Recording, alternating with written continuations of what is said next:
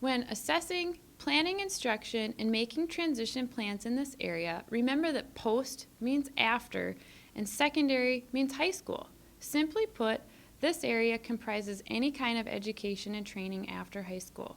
Post-secondary is not exclusively college. All students, regardless of academic and functional skills or additional disabilities, should be encouraged to pursue education and training after high school. This can include on-the-job training, adult basic education, vocational or occupational training, short-term skills training classes, workforce center workshops, military training, or college. Keep in mind, too, that college is not just a four-year degree. There are shorter certificate and diploma programs available through community and technical colleges, such as Certified Nursing Assistant. I often tell my students that college is just a formal kind of job training. Students who are aiming for college should start planning early, freshman year at least. It's critical that high school class selections ensure students have the necessary academic skills and required coursework to apply and be accepted into higher education. The importance of understanding one's disability, accommodations, and disability law cannot be understated. Students must be prepared to request the accommodations they need in advance and follow up to ensure the accommodations are in place. Many high school students are used to accommodations being given. IDEA is an entitlement law, and students are not required to ask for help. We just give it. However, ADA, which governs college and post-high school settings, is not an entitlement law. It's a law of access, to allow access to what a disability prevents. For example, ramps, an elevator for physical disabilities, and sign language interpreters or captionists for deaf students.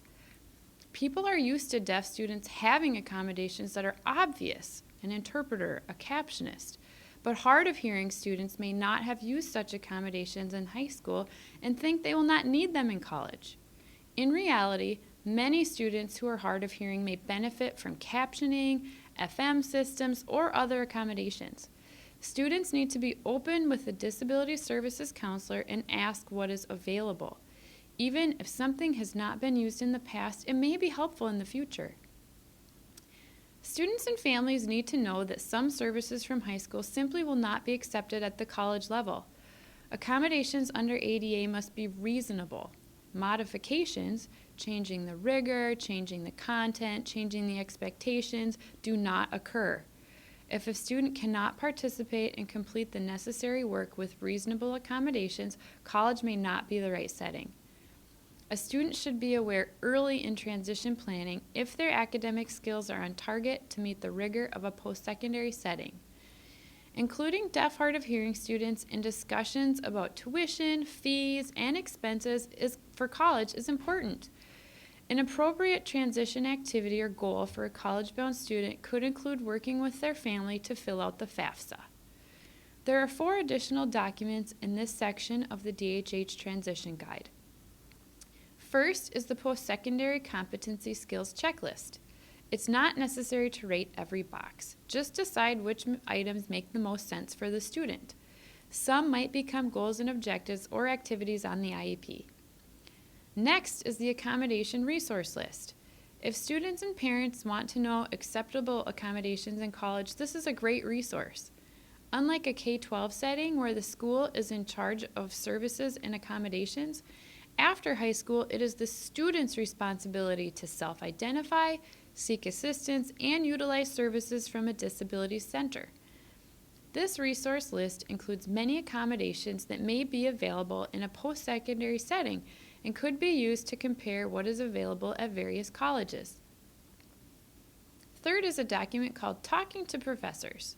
Again, the shift from high school to post-secondary is huge in terms of responsibility, advocacy, and, in this case, disclosure. Students have a choice about whether or not to disclose their disability to their instructors or professors.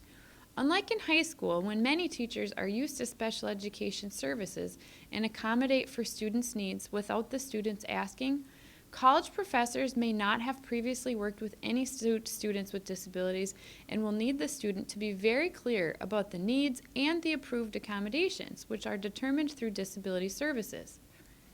Disability services will not automatically notify professors about a student with a disability, so it's up to the student to explain his or her disability, its impact, and their needed accommodations to their professor.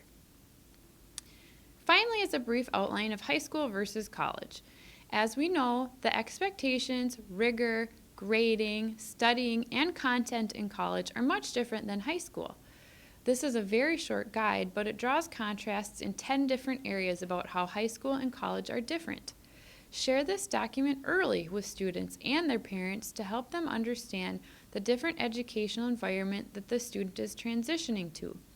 It will also help the IEP team begin scaling back on the level of academic assistance and modification that a student is receiving in high school, so by the time they graduate, their skills more closely resemble that of a college student.